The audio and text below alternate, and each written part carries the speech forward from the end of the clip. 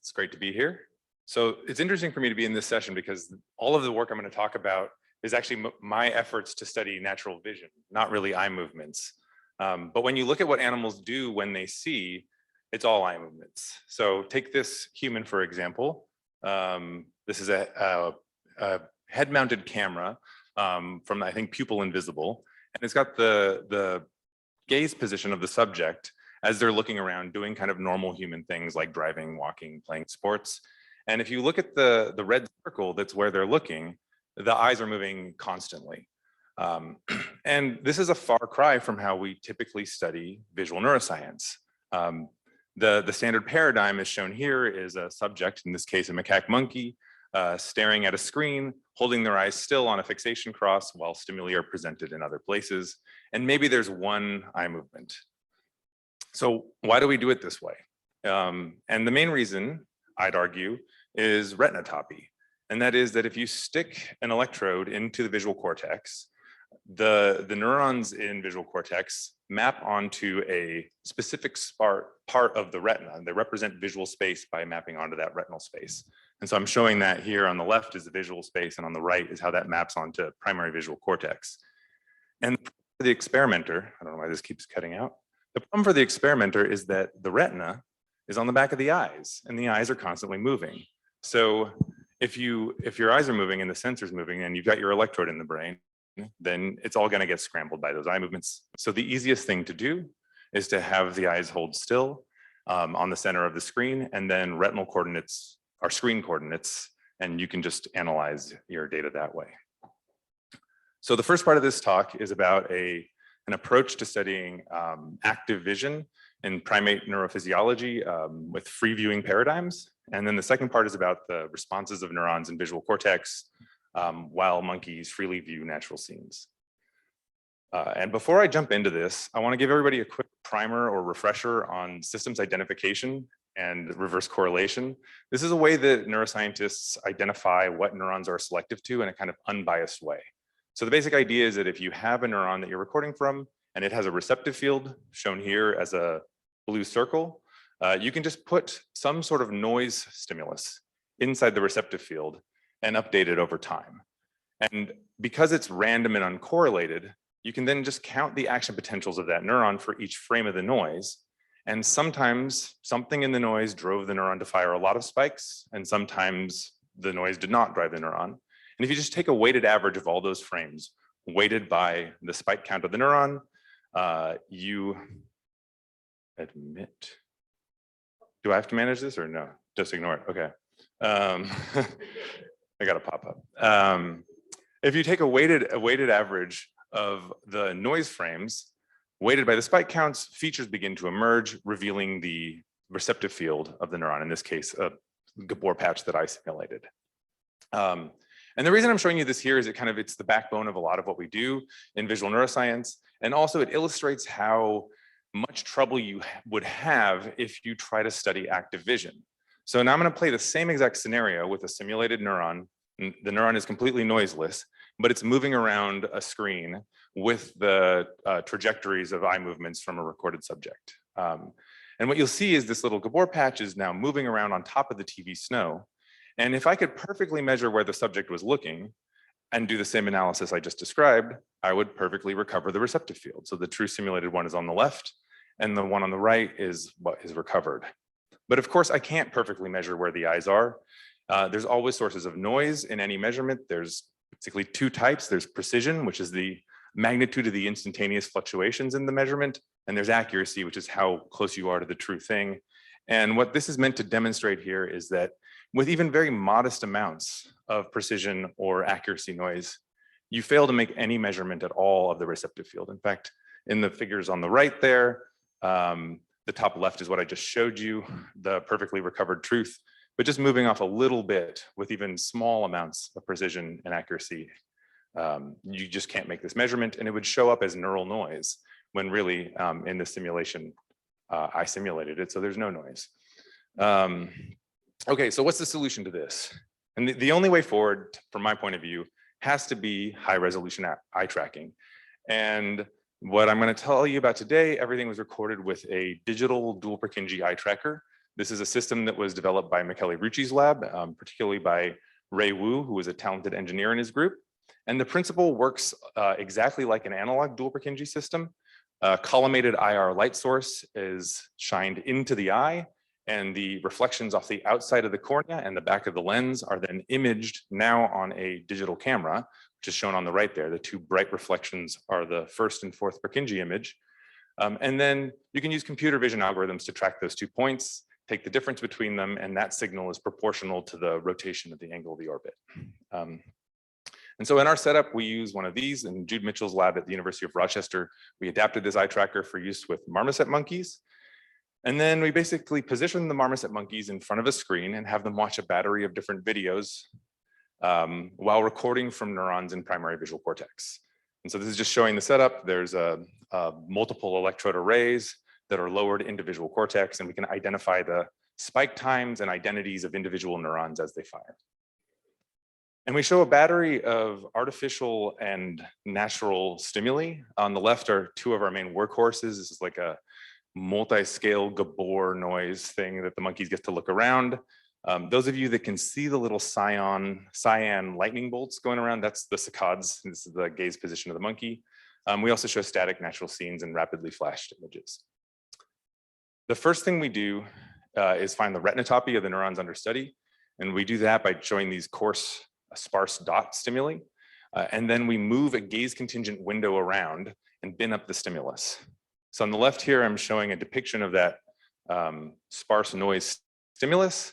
And there's a grid that's about 10 degrees wide, 12 degrees wide in this case, that moves with the eyes. We bin the stimulus up and we correlate that with the firing rate of the neurons.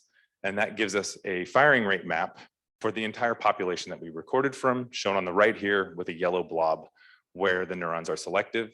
And I want to point out that all of these neurons are in the fovea or the foveola of the marmoset.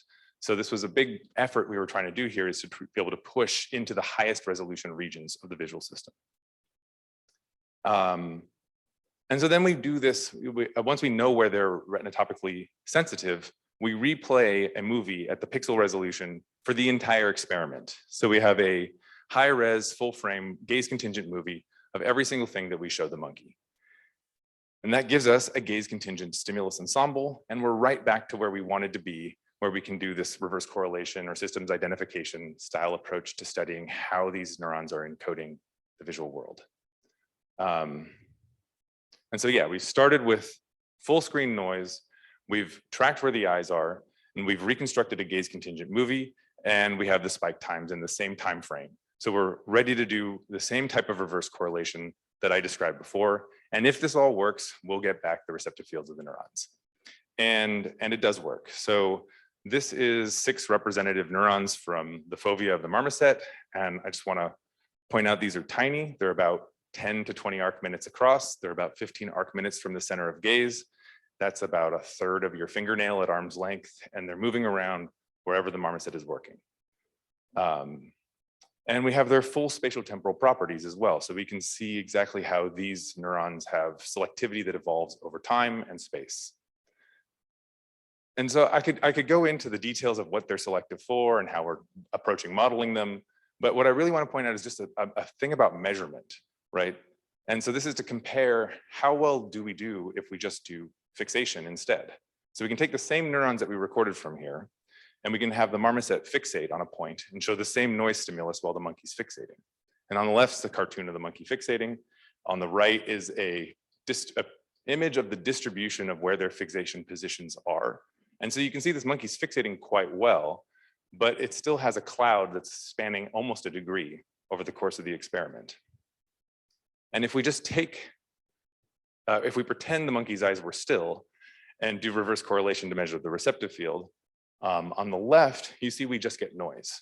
And in the middle, if we correct for the eye position using the dual Purkinje signal, we get back the spatiotemporal features of the neuron. We see this little red and blue blob appear. And on the right is the features from the same neuron during free viewing. So over a wide range of eye positions, this eye tracking setup seems to be sufficient to reconstruct a retinal movie at a resolution that's able to recover receptive fields in the fovea. This is just reiterating that point. Each row of the plots here is a different neuron. The left is free viewing. The middle is fixation with eye correction. And the one on the right is if you just do fixation without eye correction. And the scatter plots on the right are reiterating that point across many more cells. The main thing that we do here is we split the data into two halves. We calculate the receptive field in the first half and the second half, and then we do just a correlation between the two to get a score for how reliable the receptive field is. And the plot on the left, where the points are all lying kind of near the unity line, is the correlation between free viewing and fixation with eye correction. And the one on the right is actually the correlation between fixation with itself and free viewing with itself. And it looks like free viewing is actually a little bit more reliable and more correlated with itself. Okay, so can we study natural vision at a sufficient resolution? The answer is yes, but probably only with high resolution eye tracking. I didn't have a time to show you this, but if you do this with pupil tracking, it doesn't work as well. There's lots of limitations to the measurements you can get. And I would also say that we should move beyond fixation points. There's a lot of problems with them. They are, one, they're in the fovea, which is a kind of an important part of the visual field. And two, the eyes are still moving by quite a bit, and that is going to attribute a lot to neural noise. All right.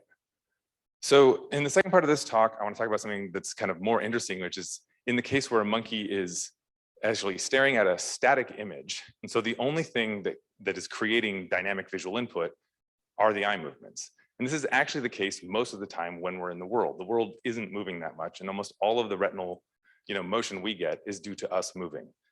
So if you look at a recording, here I'm showing you a raster. Each row is a different neuron. Each tick mark is when they fired an action potential.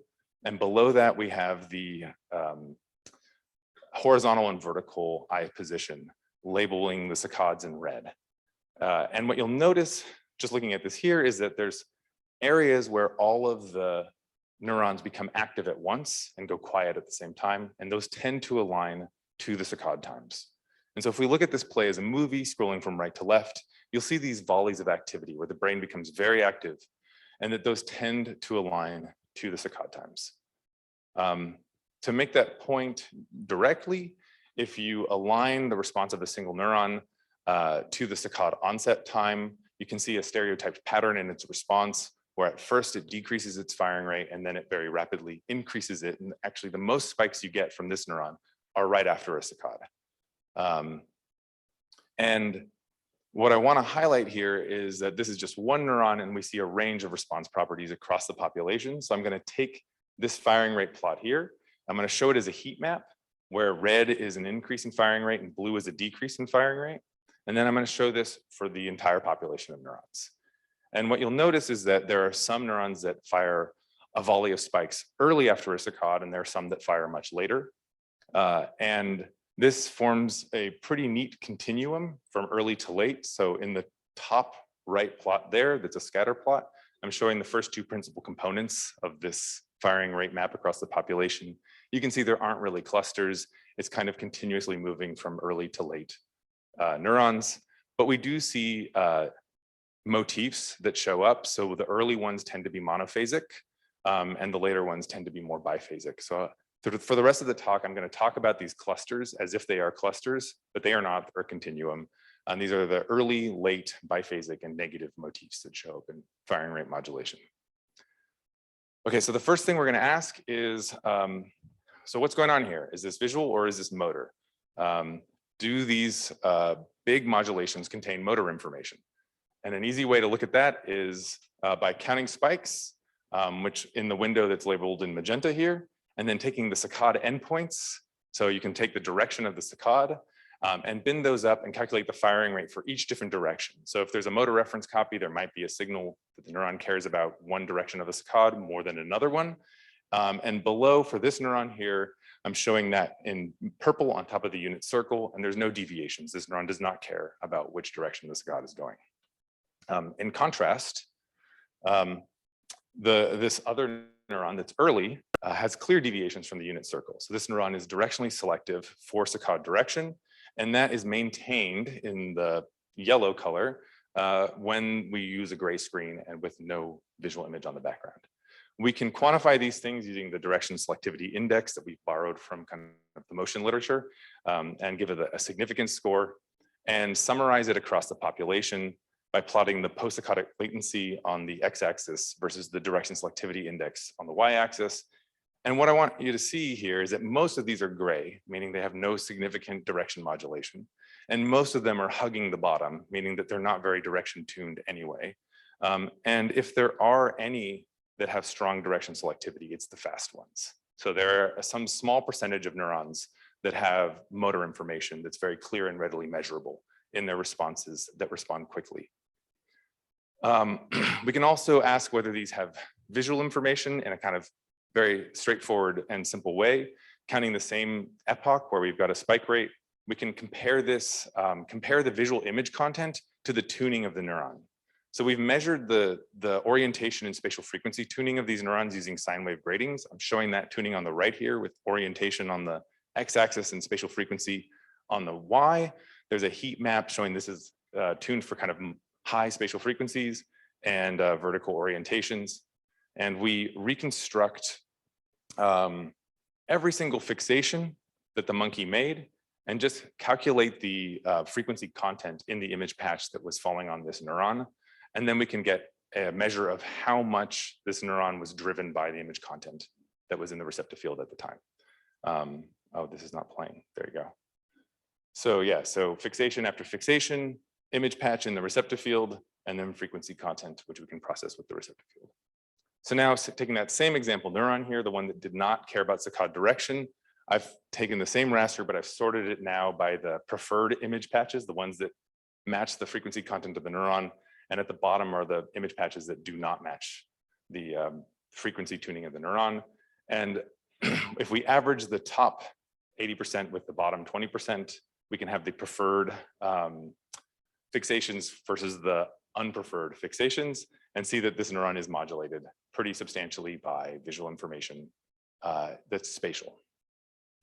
And looking across our clusters, our motifs here, the only category of neurons that is not visually modulated is those really early fast ones, the same ones that's tended to show this kind of motor information.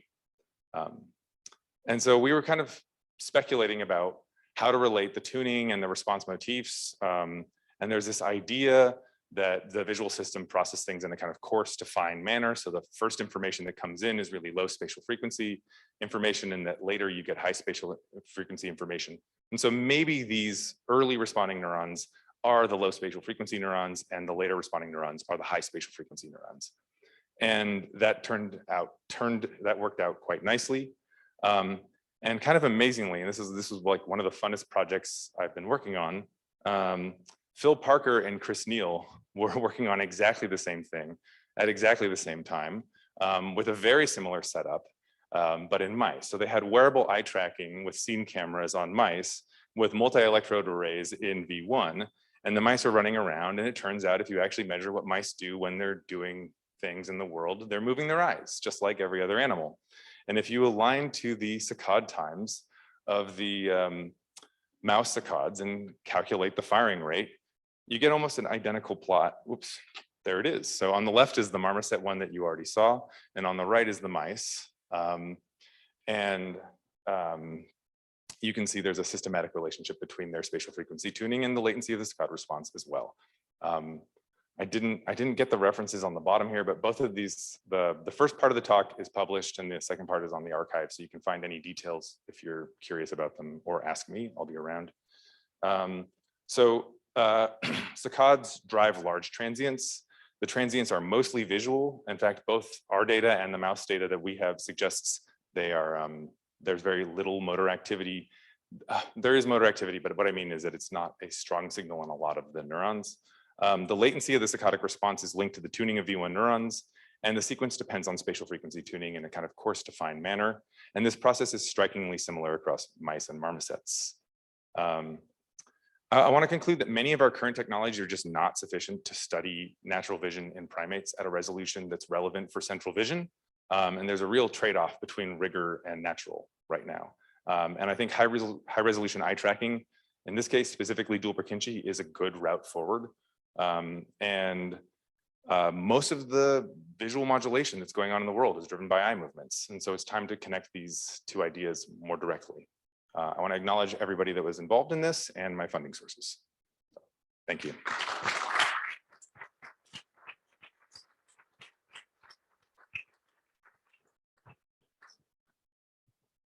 Thank you so much, Jacob, for that wonderful talk. Does anybody have questions?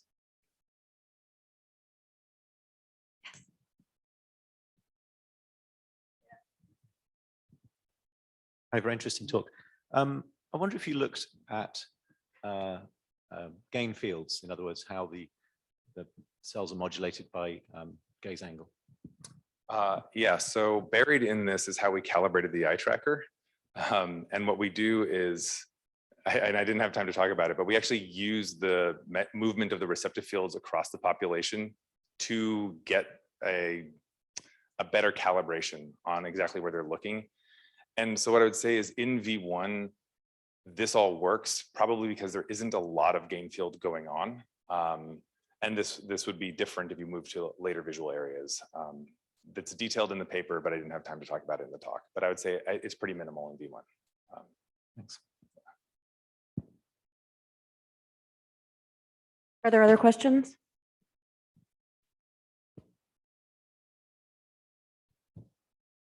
Your receptor fields mostly seem to be Gabor patch-like. I was wondering, wondering if you saw any end stopping, pupil and weasel type. Yeah, so by virtue of me showing you the linear receptive fields there, the only cells that worked for that are the ones that were kind of more simple cell-like. We see tons of nonlinear responses in these neurons. And the only way we can capture them right now is with a CNN. So using a convolutional neural network fit to data. And we actually fail pretty badly with most of our back pocket models, kind of energy models, multiple subunits. It's important to have cascading nonlinearities to capture these neurons' responses during this kind of natural vision. So I don't know specifically about end stopping, but I would bet you that that's in our data. What I can say is the kind of conventional, subunit models don't work very well. And those cells I was showing you, they were simple cells. So Never easy.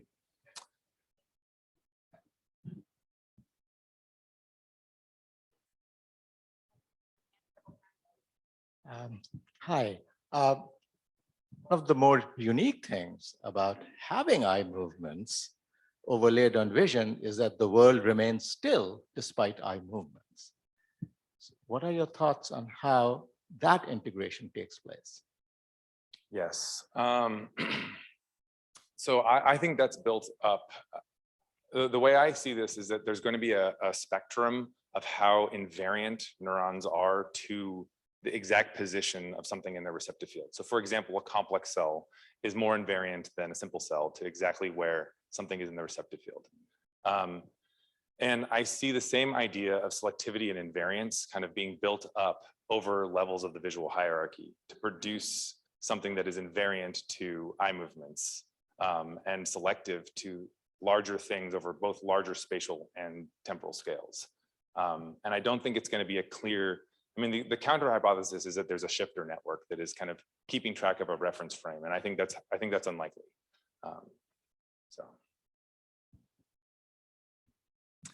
I wonder if what your thoughts are about what it is about the visual input that causes the change in the responses over time at the moment of a saccade. And are there neurons where you could replicate that response profile in a stationary eye by moving the stimulus? Yeah, so I don't have it in these experiments, but we've done a couple other ones where we have the stimulus jump like saccades, and you do get a visual response. It's not an exact play of the motion that's generated by the eye movements having to do with the fact that the frame rate of our monitors can't play motions that fast without aliasing. So I don't have a good answer to that, but yeah, I think a lot of this is visual and that we would be able to replay these patterns and get the same response from these neurons. So.